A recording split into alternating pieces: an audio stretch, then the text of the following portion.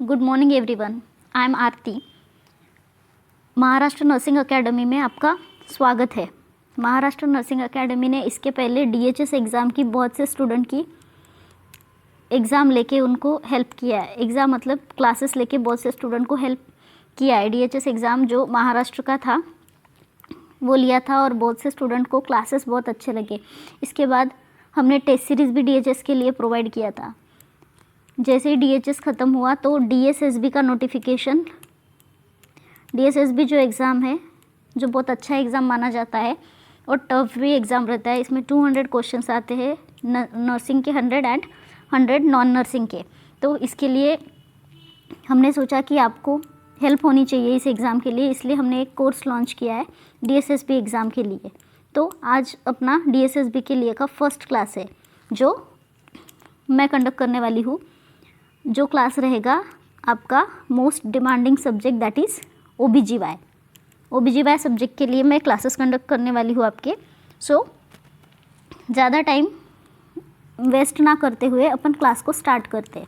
So first question is which hormone is responsible for stimulating the milk production. ठीक है, तो पहले तो बहुत से स्टूडेंट का ये रहता है कि स्टूडेंट बहुत अच्छे से क्वेश्चंस पढ़ते नहीं और फिर आंसर गलत करके आते हैं।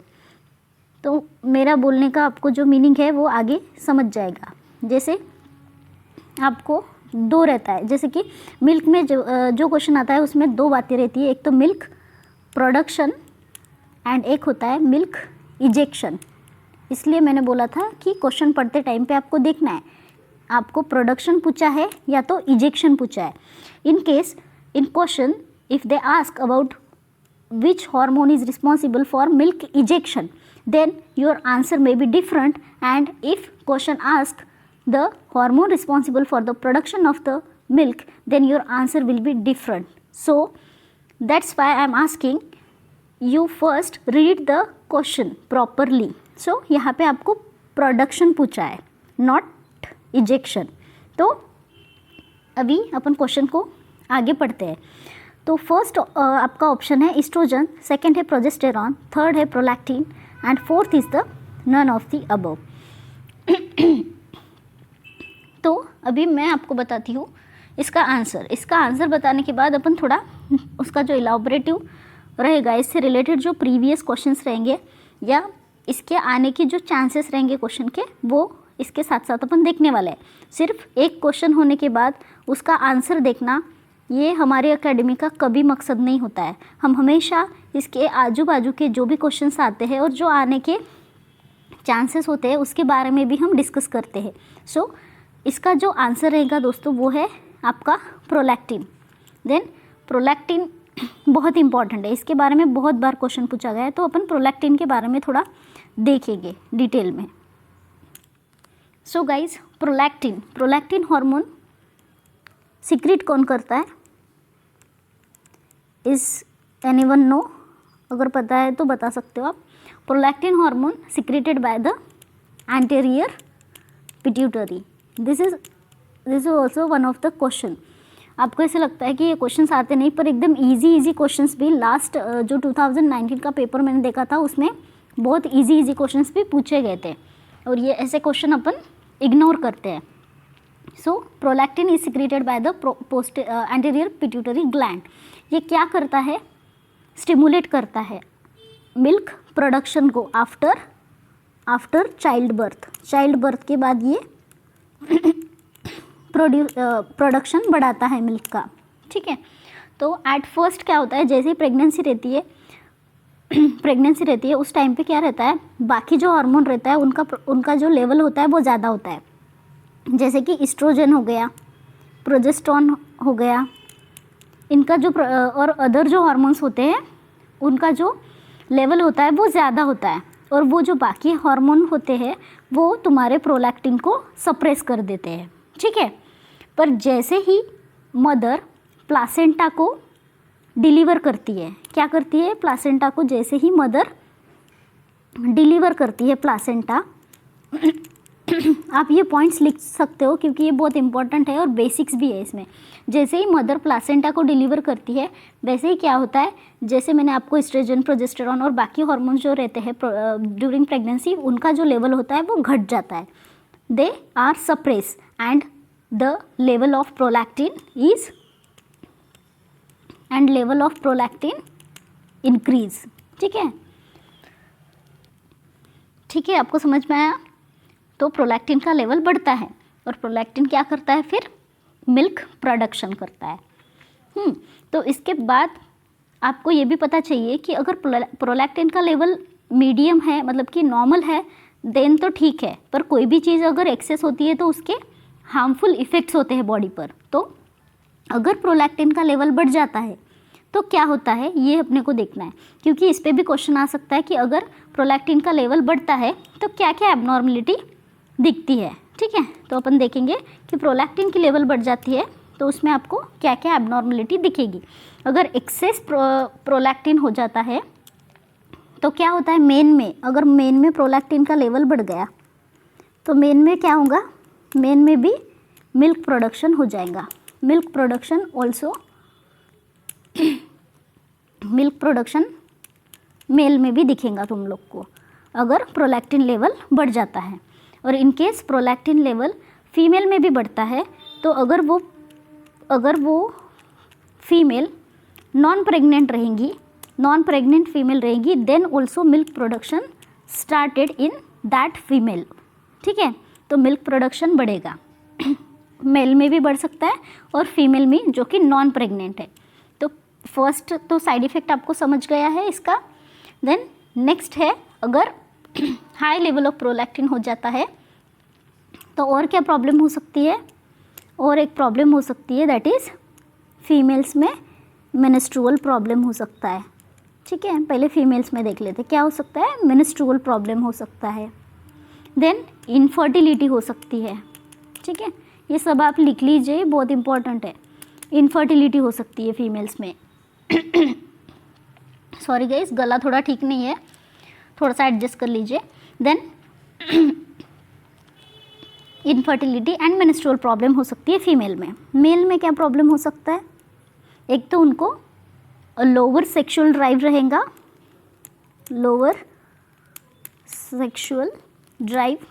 And again one problem is there, that is erectile dysfunction, जैसे कि इरेक्शन में प्रॉब्लम रहेगा, दैट इज इरेक्टाइल डिसफंक्शन। तो ये तो थे प्रोलैक्टिन के बारे में अपन ने सब पढ़ लिया। मोस्ट ऑफ द जो इससे क्वेश्चंस बन सकते थे वो सब कुछ अपन ने पढ़ लिया है प्रोलैक्टिन से। So guys, we move towards the next question.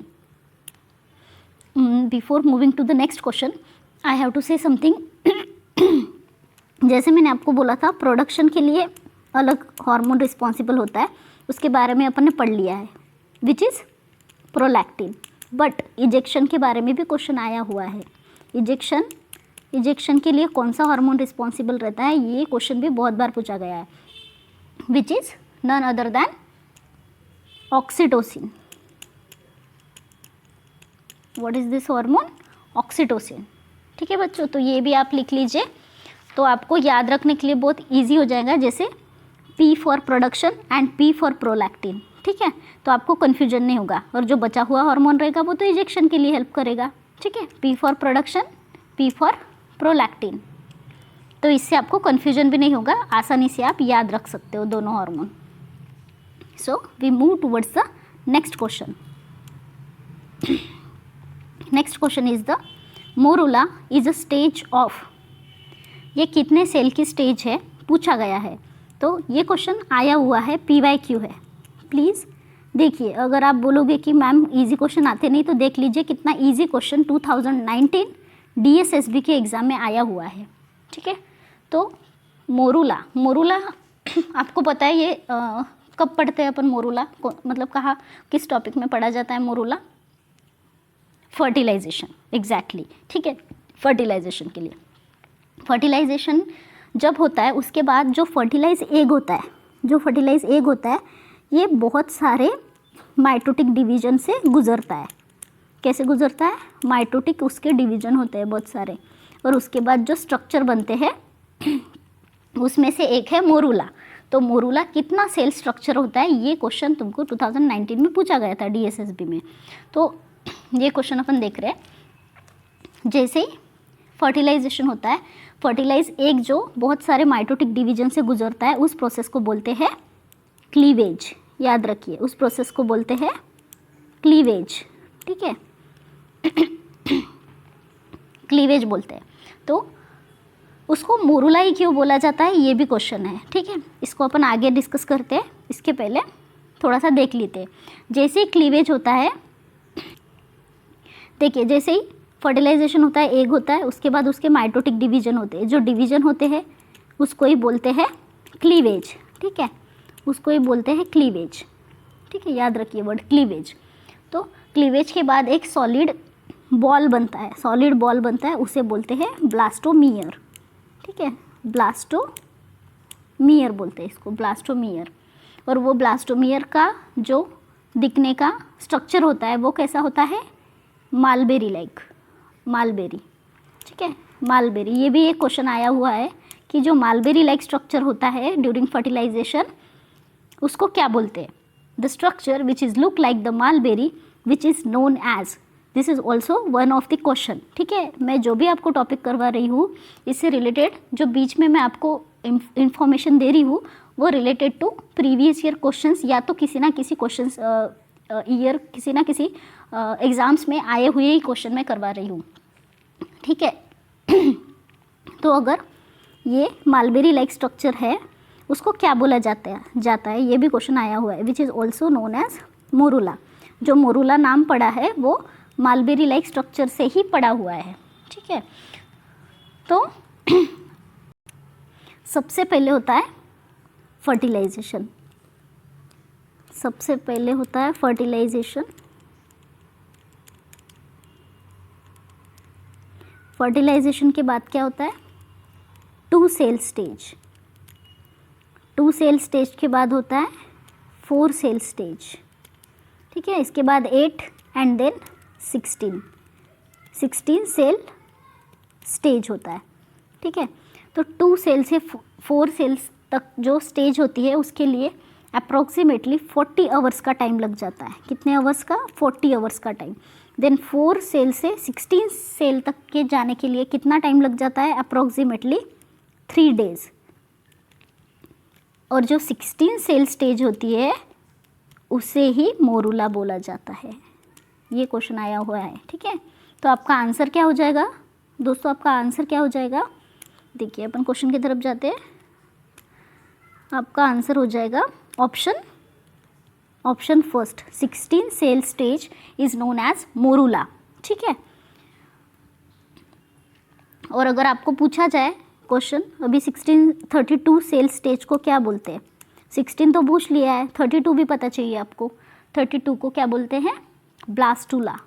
Morula के बाद बनता है ब्लास्टूला, ठीक है गाइस। तो आपको ये क्वेश्चन अच्छे से समझा होगा, उम्मीद करती हूँ।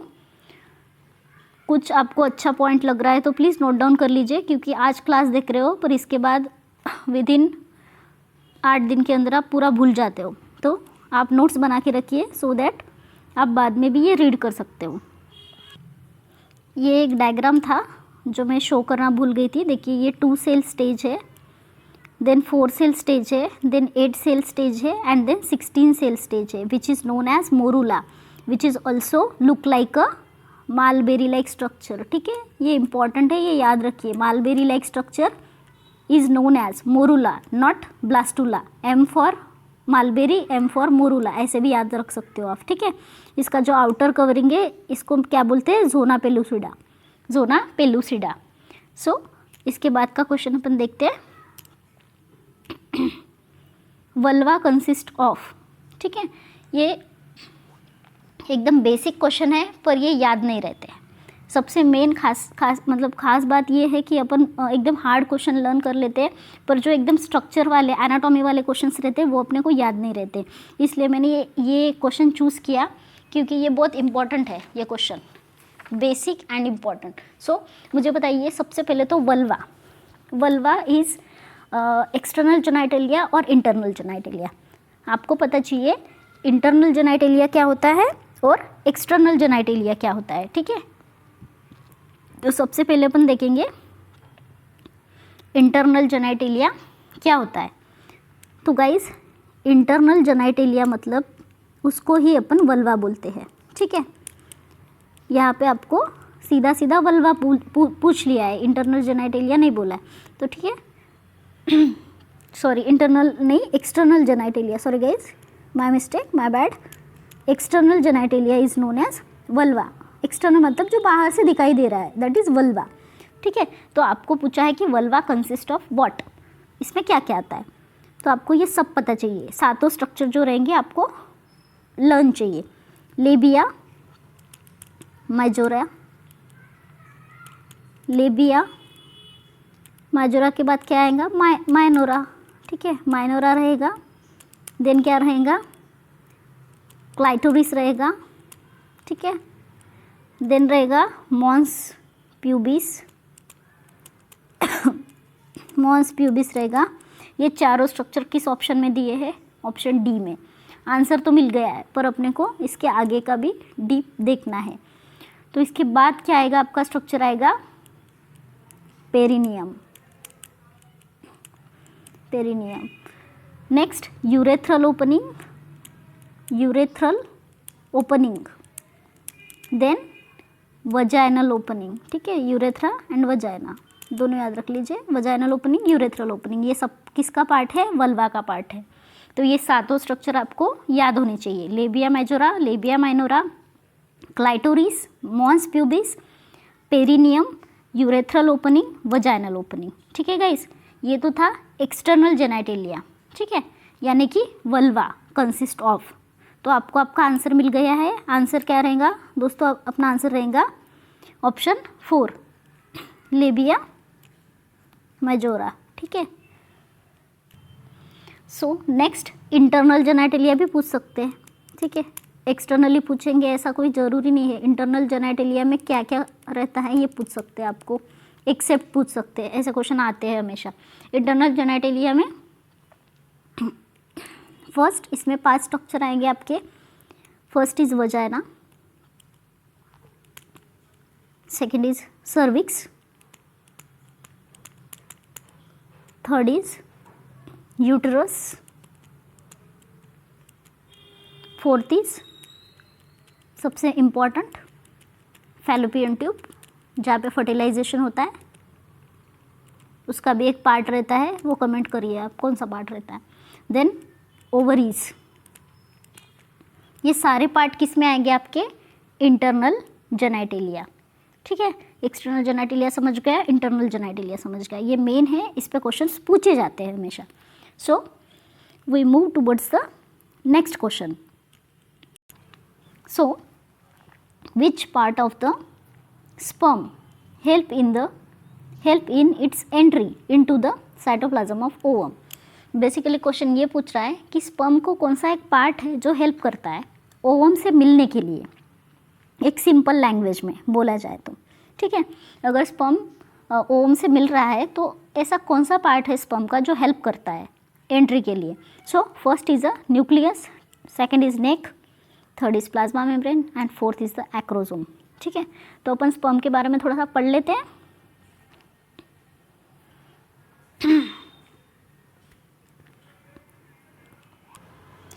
सो गाइस स्पर्म के कितने पार्ट होते हैं, 3 पार्ट होते हैं। सबसे फर्स्ट होता है हेड, कितने पार्ट होते हैं, 3 पार्ट होते हैं। स्पर्म के होते हैं 3 पार्ट। 3 पार्ट में क्या क्या होता है, फर्स्ट होता है हेड, सॉरी गाइस, सबसे पहला होता है हेड, देन होता है neck and sorry head, body and tail, 3 part होते हैं, ठीक है। Head, middle piece and tail, तीनों पार्ट होते हैं। तो ये देखिए यहाँ पे ये हेड है, हेड का पार्ट है ये, उसके बाद है मिडल पीस एंड ये जो लंबा पार्ट है ये है आपका टेल, ठीक है। 3 पार्ट होते हैं, ये आपको पता चाहिए, ठीक है। तो कौन से पार्ट का क्या इंपॉर्टेंस है ये अपन देखने वाले हैं। तो head consist of what, head कैसा रहता है, ओवल शेप रहता है, और इसके आउटर कवरिंग को बोलते हैं, जो आउटर कवरिंग रहते हैं उसको बोलते हैं, ये देखिए ये है यहाँ पे, दैट इज़ एक्रोजोम। इसको क्या बोलते हैं, एक्रोजोम। ये सबसे मेन पार्ट है एक्रोजोम, ये आपको याद चाहिए एक्रोजोम, ठीक है। इसके बाद इसके बीच में जो है वो न्यूक्लियस है। देन नेक्स्ट पार्ट जो स्टार्ट होता है मिडल पीस में, नेक, और मिडल पीस में सबसे मेन पार्ट जो है आपका माइटोकॉन्ड्रिया है, ठीक है। और last part is the spiral shape which is known as tail, ठीक है। तो भी अपन सबसे मेन जो पार्ट है एक्रोजोम उसके बारे में पढ़ते हैं। तो एक्रोजोम क्या करता है, ये डिज़ोल्व करता है, डिग्रेडेबल एंजाइम रहते हैं इसके पास। सबसे मेन इसके पास 2 एंजाइम रहते हैं जो आपको पता चाहिए, दैट इज़ हाइलुरोनाइडेज, हाइलुरोनाइडेज, ठीक है। ये फर्स्ट एंजाइम है। देन सेकंड एंजाइम है एक्रोसिन, ठीक है। ये एंजाइम याद रखिए आप, बहुत इंपॉर्टेंट है। Hyaluronidase and second enzyme is acrosin. दो हाइलुरोनाइडेज और एक्रोसिन ये दोनों कौन से एंजाइम है, डिग्रेडेटिव। जो डिग्रेडेशन का मीनिंग क्या होता है, तोड़ना, जो क्रॉस करेगा, तोड़ेगा वॉल को। किसकी वॉल को तोड़ेगा, ये ओवम की वॉल को, जो आउटर लेयर रहेंगी ओवम की, उसको जो रहती है उसको डिज़ोल्व करेगा, वो इसको तोड़ने का काम करेगा, और इसके न्यूक्लियस में स्पर्म को एंट्री करवाने का काम करेगा। सो सबसे मेन और इम्पॉर्टेंट जो पार्ट रहेगा आपके लिए वो रहेगा एक्रोजोम। और आपको आपके क्वेश्चन का आंसर मिल गया यहाँ पे। क्या है आपके क्वेश्चन का आंसर, एंट्री के लिए कौन हेल्प कर रहा है, एक्रोजोम, ऑप्शन 4th। इसके बाद अपन थोड़ा और पढ़ते हैं इसके बारे में, पता चले आपको दोनों enzyme hyaluronidase and the acrosin. This enzyme dissolves the outer layer of ovum and help in the entry of sperm into the cytoplasma of ovum, ठीक है। Then next part is the middle piece। अब middle piece में क्या होता है, middle piece compact helical mass of mitochondria। middle piece compact रहता है, helical mass होता है इसमें, और ये इसमें रहता है माइटोकॉन्ड्रिया, ठीक है। और सबको पता है माइटोकॉन्ड्रिया अपन 12th से पढ़ते आ रहे हैं, mitochondria is the power house. ये एक पावर हाउस है, क्या करता है, एनर्जी प्रोवाइड करता है। ये क्या करता है, पावर हाउस है और एनर्जी प्रोवाइड करता है। सो सेकेंड पार्ट आपको पता चल गया, मिडल पीस। मिडल पीस में क्या होता है, mitochondria. And the last but not the least, that is tail. Tail क्या करता है, मोटिलिटी प्रोवाइड करता है। मोटिलिटी मतलब मूवमेंट, जो स्पर्म की मूवमेंट होती है, जो स्पर्म को मोटाइल करता है, जो उसको घुमाता है इजी लैंग्वेज में, दैट इज़ मोटिलिटी। जो मोटिलिटी प्रोवाइड करता है वो है टेल। और माइटोकॉन्ड्रिया भी इस प्रोसेस में हेल्प करता है, मतलब कि वो एनर्जी प्रोवाइड कर रहा है। एनर्जी प्रोवाइड कर रहा है मतलब बेसिकली वो उसको मूवमेंट करवा रहा है, ठीक है। सो इसमें और एक वर्ड इंपॉर्टेंट है, मोटिलिटी। ये मोटिलिटी कैसी होती है, इस पे क्वेश्चन आया हुआ है कि ये मोटिलिटी किस प्रकार से होती है। इसका कोई नाम है क्या, इसका नाम है, क्या नाम है इसका, विप लाइक मूवमेंट, ठीक है। इसका क्या नाम है, विप लाइक मूवमेंट। लिख लीजिए आप, जस्ट मिनट। कैसा है इसका मूवमेंट, विप लाइक मूवमेंट लिख लीजिए। ये पूछ सकते हैं कि विप लाइक मूवमेंट किसका होता है, तो विप लाइक मूवमेंट किसका होता है,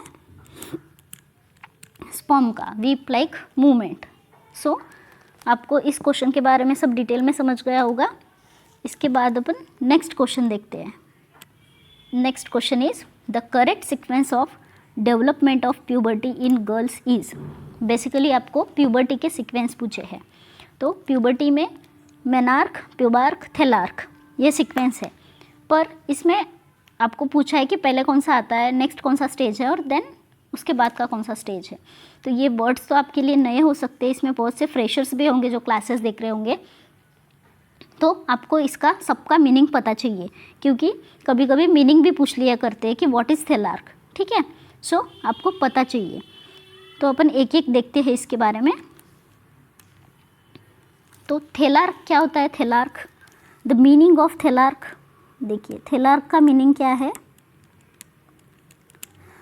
थेलार्क इज द ब्रेस्ट बजिंग, इसको और एक नाम है दैट इज ब्रेस्ट बजिंग या ब्रेस्ट डेवलपमेंट, ठीक है, या ब्रेस्ट डेवलपमेंट। जब से गर्ल्स में ये, इसको फर्स्ट साइन भी बोला जाता है, जैसे गर्ल्स में प्यूबर्टी के टाइम पे ब्रेस्ट डेवलपमेंट होने लगता है, that is known as the thelarche which is also known as first sign of puberty, ठीक है। ये इंपॉर्टेंट है, इसलिए ये बहुत इंपॉर्टेंट है, the first sign of puberty in girls. ऐसा भी क्वेश्चन अगर पूछा जाए तो आंसर इज थेलार्क, ठीक है। The next is pubarche which is very easy, देखिए प्यूबार्क, प्यूबार्क जो वर्ड है वो किससे रिलेटेड है? प्यूबिक से। तो प्यूबिक हेयर्स जब डेवलपमेंट होते हैं विच इज़ नोन एज प्यूबार्क, जैसे स्टार्ट हो जाते हैं गर्ल्स में प्यूबिक हेयर्स ग्रो होना, दैट इज़ प्यूबार्क, ये सेकेंड स्टेज हो गया। देन थर्ड है आपका मेनार्क। मेनार्क तो सबको पता है, फिर भी मैं बता देती हूँ। 2 to 3 years after the breast development the onset of menstruation start, जैसे फर्स्ट मेनिस्ट्रुएशन आता है, ऑनसेट ऑफ मेनिस्ट्रुएशन बोलते हैं जिसे, उसको बोलते हैं menarche. First menstruation is known as menarche. So जो तीनों आपको है ये समझ गए हैं, तो इसका सीक्वेंस क्या होगा? अगर आपको सीक्वेंस अभी याद नहीं रहता, कभी कभी एग्ज़ाम में क्या होता है, बहुत कन्फ्यूजन रहता है, ऑलरेडी इतना स्ट्रेस रहता है एग्ज़ाम का, क्या होगा कैसे होगा उसका इतना टेंशन रहता है, उसके ऊपर से ये थेलार्क मेनार्क प्यूबार्क सब एक ही लगने लगता है, और मतलब समझ में नहीं आता है कौन सा सीक्वेंस पहले आता है कौन सा बाद में आता है। तो इसके लिए एक ईजी ट्रिक बना देती हूँ मैं, TP that is time pass and M। तो अभी आप हमेशा याद रखोगे कि टाइम पास पहले आता है। सो टाइम पास मतलब कि पहले थेलार्क आता है, देन प्यूबार्क आता है and last is the menarche. So trick is the TPM, ठीक है, टाइम पास M, ऐसे याद रखो। थोड़ा सा फनी वे में याद रखोगे तो आपको एक तो एग्ज़ाम भी इजी लगेंगी, और जो पढ़ाई रहती है वो एकदम आप एन्जॉय करके करोगे। एकदम बर्डन लेके पढ़ाई करोगे ना तो कुछ होने वाला नहीं है। वैसे ही अपने को इतने सारे सब्जेक्ट है, सारे पढ़ने हैं, तो इतना टेंशन लेके नहीं पढ़ना, थोड़ा बीच बीच में ट्रिक भी यूज़ करेंगे अपन। सो नेक्स्ट क्वेश्चन है आपका, तो गाइज इसका आंसर देख लेते हैं। इसका आंसर है आपका ऑप्शन TPM वाला, देख लीजिए कौन सा है, TPM। सो इसका आंसर है आपका option third, TPM, thelarche, pubarche and menarche. Next question is the most important muscle of pelvic floor is. So ये भी इम्पॉर्टेंट क्वेश्चन है आपका, आपको पूछा है कि मोस्ट इम्पॉर्टेंट पेल्विक फ्लोर का जो मसल है वो कौन सा है। तो ये भी काफ़ी थोड़ा मतलब कि हार्ड ही क्वेश्चन जाएगा आपको, अपन इतना इसमें नहीं जाते मसल्स वसल्स में, बहुत लोग नहीं पढ़ते, स्किप करते हैं, पर ये इंपॉर्टेंट है, ये क्वेश्चन आया हुआ है। So first is the levator ani muscle, second is ischiocavernosus muscle, then bulbocavernosus muscle and pubococcygeus muscle. So आपका आंसर देखने के पहले अपन बाकी मसल्स देख लेते हैं। इशियो कैवर्नोसस मसल क्या होता है? इशियो कैवर्नोसस मसल क्या होता है? ये मसल रहता है just below the surface of perineum. Ischiocavernosus ये मसल कहाँ पे रहता है? Just below the perineum. Perineum के जो नीचे मसल रहता है दैट इज इशियो कैवर्नोसस। ये पता चल गया आपको। नेक्स्ट मसल है आपका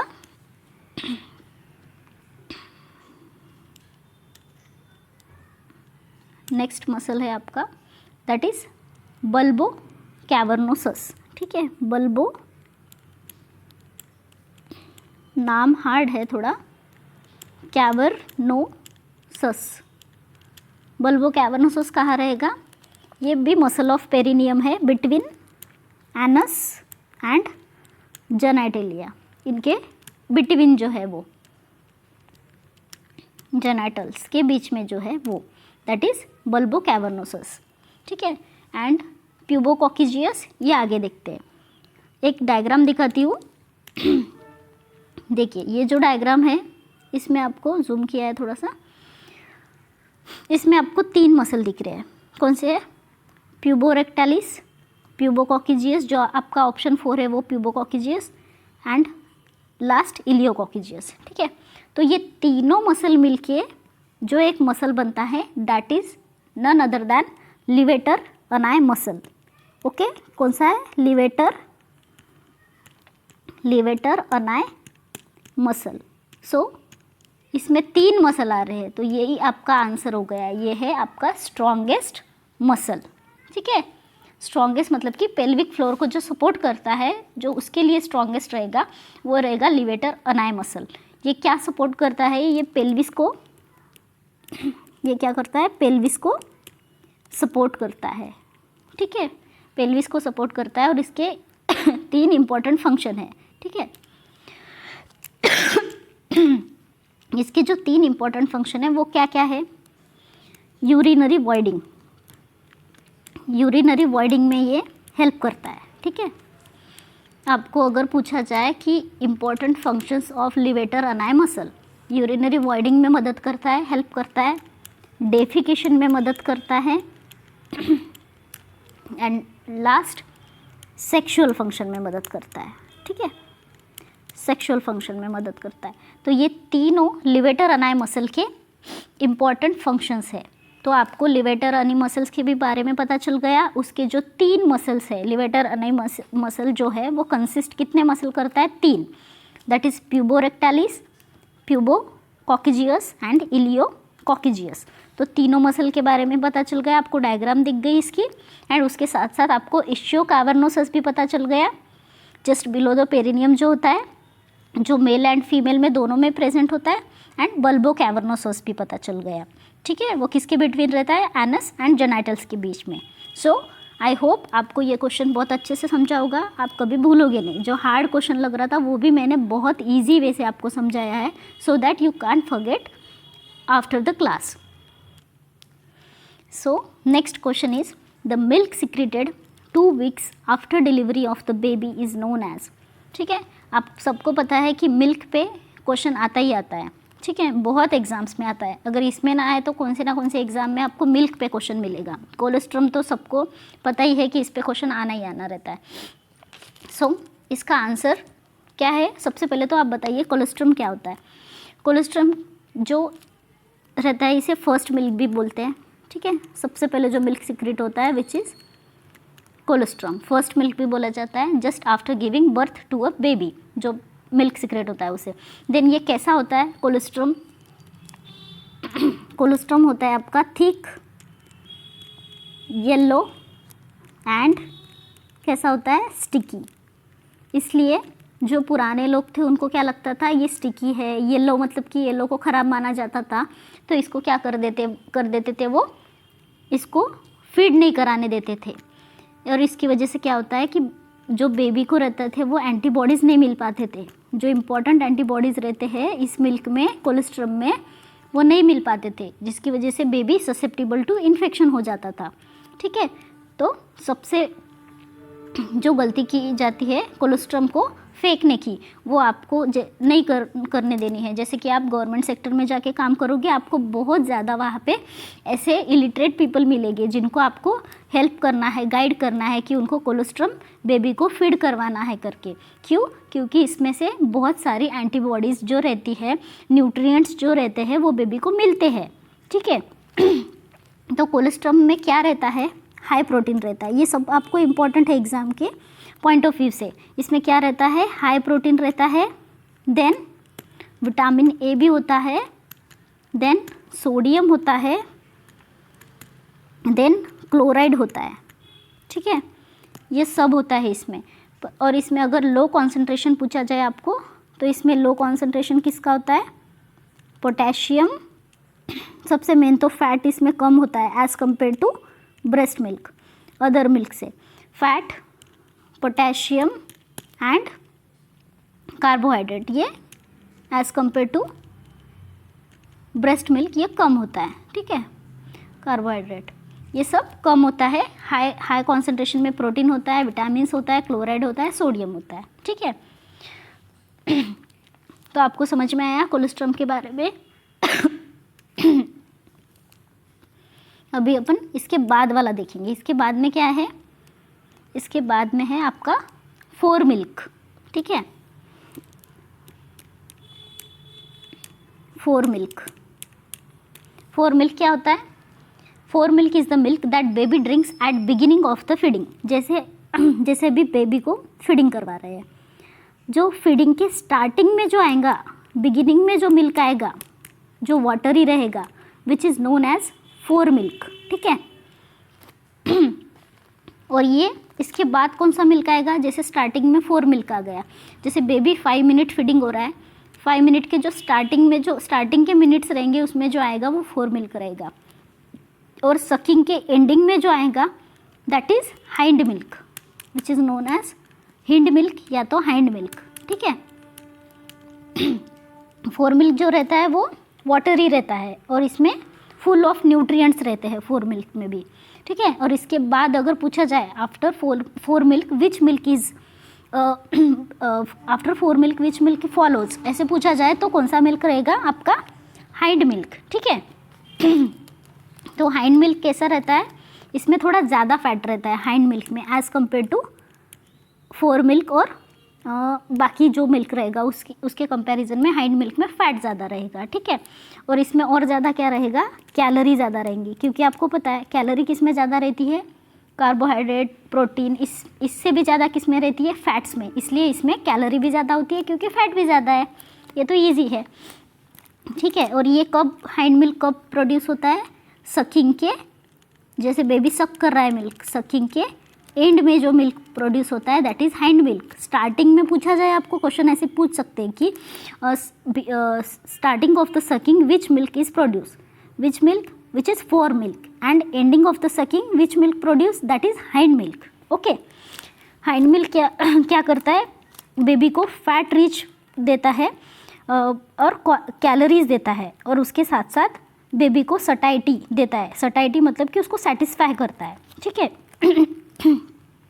देन इसके बाद वाला जो मिल्क है वो है आपका ट्रांजिशनल मिल्क, ठीक है। सबसे मेन जो अपना आंसर रहने वाला है वो क्या रहने वाला है? Transitional milk. क्यों? क्योंकि जैसे कोलेस्ट्रॉम होता है, कोलेस्ट्रॉम के बाद जो मिल्क सिक्रेट होता है which is none other than the transitional milk. Transitional milk 2 week के बाद जो सिक्रेट होता है which is known as transitional milk. इसमें क्या होता है? इसमें हाई प्रोटीन, अगर आपको हाई फैट बोला जाए तो हाइंड मिल्क, हाई प्रोटीन वाला मिल्क बोला जाए तो कौन सा रहेगा? ट्रांजिशनल मिल्क, ठीक है। और इसका कलर जो रहता है वो ब्लूइश वाइट कलर रहता है। इसका कलर इम्पॉर्टेंट है, ब्लूइश वाइट कलर रहता है, ठीक है। और इसमें 2 चीज़ें इम्पॉर्टेंट है, वो आप लिख लीजिए प्लीज़। ये क्वेश्चन आए हुए हैं, प्लीज़ लिख लीजिए। इसमें एक है कि आपको ये क्वेश्चन पूछ सकते हैं कि lactose present in the milk, जो लैक्टोज प्रेजेंट रहता है मिल्क में उसका नाम क्या है? Lactose present in the milk अगर बोला जाए तो क्या है उसका नाम? डायसैकेराइड, ठीक है। डायसैकेराइड, ठीक है। अगर आपको पूछा जाए कि मेजर प्रोटीन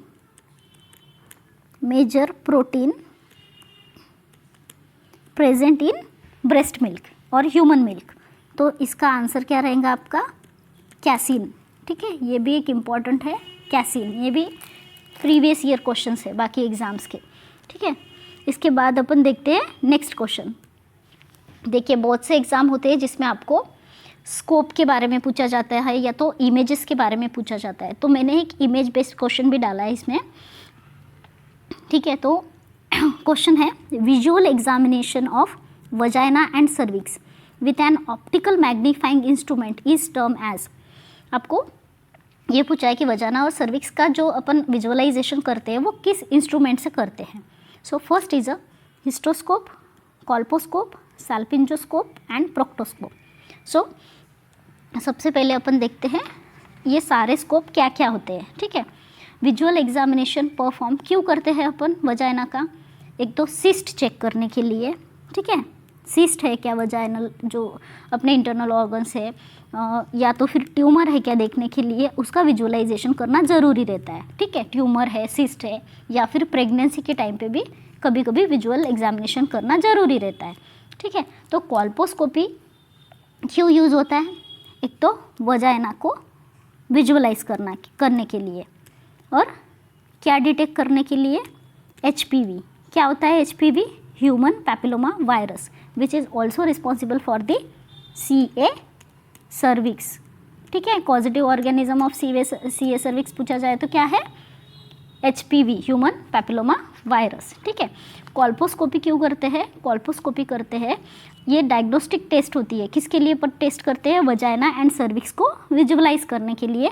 कोई मेडिकल कंडीशन होगी इन केस तो उसको विजुअलाइजेशन करने के लिए क्या यूज़ करते हैं? कॉल्पोस्कोप।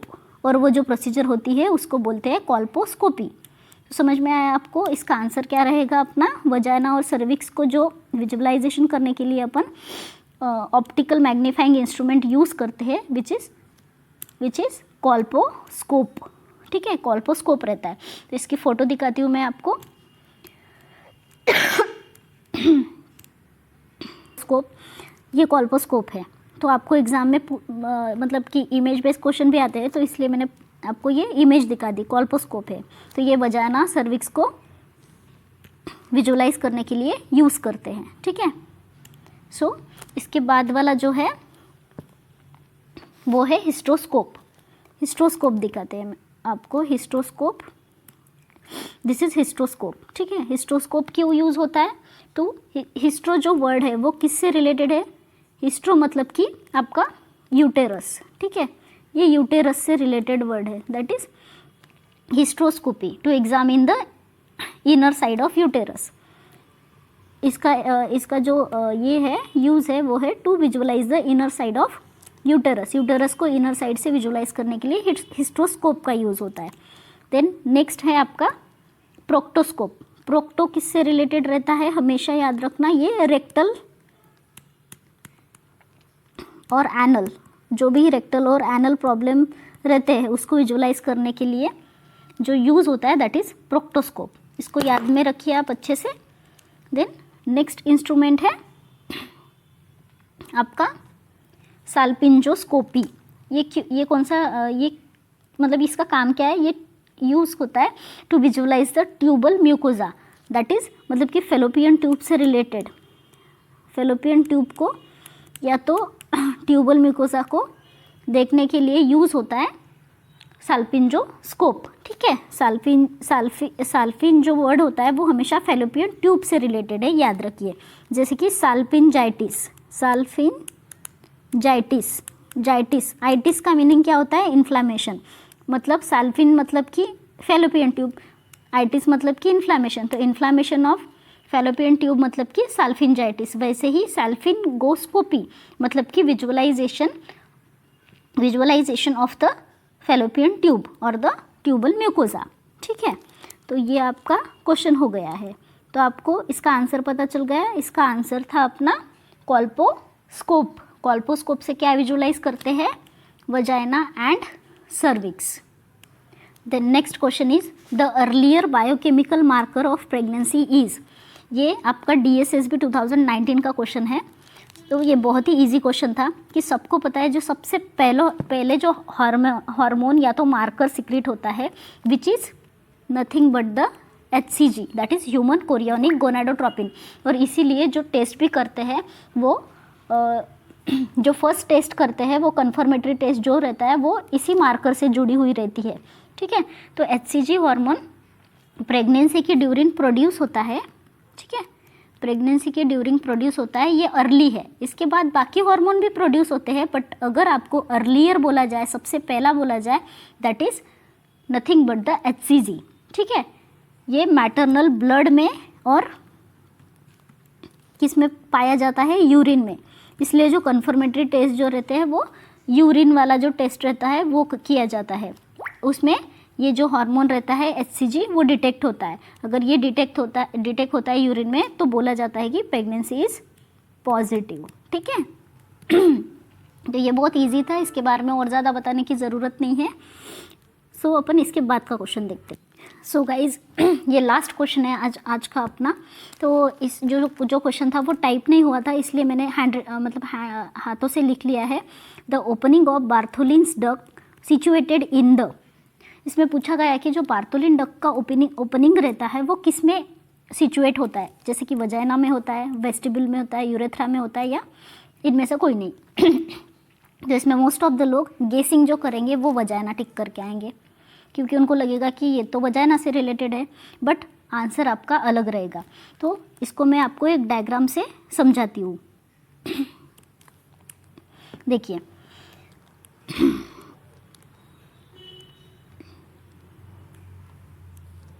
ये आपका लेबिया मेजोरा एंड माइनोरा हो गया। इसके अंदर देखिए आपको ऐसे ओपनिंग मिलेगा। यू मतलब कि ऊपर वाला, ठीक है, वी मतलब कि नीचे वाला। अभी ये मैंने ऐसे क्यों लिखा, क्योंकि आपको याद रहना चाहिए, इसलिए यू से क्या रहता है आपका यूरेथ्रल, ठीक है, यूरेथ्रल ओपनिंग। एंड वी से आपका क्या रहेगा, वजाइनल ओपनिंग। ठीक है। अब इसमें भी कन्फ्यूजन रहता है कि इसके बाजू में जो दो छोटे छोटे डॉट्स रहते हैं वो रहता है ग्लैंड का ओपनिंग, इसके बाजू में जो रहते हैं वो भी इसके दो ओपनिंग रहते हैं। तो ये अलग पेन से लिखती हूँ मैं, ठीक है। तो ये जो दो ओपनिंग होते हैं ये यू वाले कौन से रहते हैं, यू के पास रहता है यस, एस मतलब कि Skene's gland opening. Skinny gland रहते हैं दोनों साइड में दो, उसका opening that is skinny gland opening. You के पास क्या था, एस था, ठीक है, यू के पास क्या था, एस था, इसलिए उसके कौन से ओपनिंग हो गए, स्किनी ग्लैंड ओपनिंग। ये मैं आपको याद रहने के लिए बता रही हूँ क्योंकि ये कन्फ्यूजन होगा। यू से ऊपर वाला मतलब यूरेथ्रल, वी से वजाइनल, ठीक है। वजाइनल के बाजू में दोनों जो ओपनिंग होते हैं वो बहुत इंपॉर्टेंट ओपनिंग है, उनका नाम क्या है, बार्थोलिन ग्लैंड ओपनिंग, ठीक है। क्या नाम है, बार्थोलिन ग्लैंड ओपनिंग, ठीक है, बार्थोलिन ग्लैंड ओपनिंग उसके ओपनिंग है। तो ये सारा जो है, ये सारे जो ओपनिंग है वो किसके अंदर आ रहे हैं, किसके अंदर आ रहे हैं आपके, इसको पूरे पार्ट को बोलते हैं वेस्टिब्यूल, वेस्टिब्यूल, ठीक है, इसको बोलते हैं वेस्टिब्यूल। तो आपका आंसर क्या होगा, आपका आंसर होगा वेस्टिब्यूल, ठीक है, आपका आंसर रहेगा ऑप्शन बी वेस्टिब्यूल। तो इसमें और एक क्वेश्चन पूछा जाता है, वो मैं बता देती हूँ आपको कि लार्जेस्ट वेस्टिब्यूलर ग्लैंड, ये एक क्वेश्चन आता है, लार्जेस्ट वेस्टिब्यूलर ग्लैंड कौन सा होता है ये पूछते हैं। And then smallest vestibular gland, ठीक है। तो एस से आपको एस याद रखना है, क्या रखना है, एस से एस, एस मतलब आपका पहले वाला ही स्किनी ग्लैंड।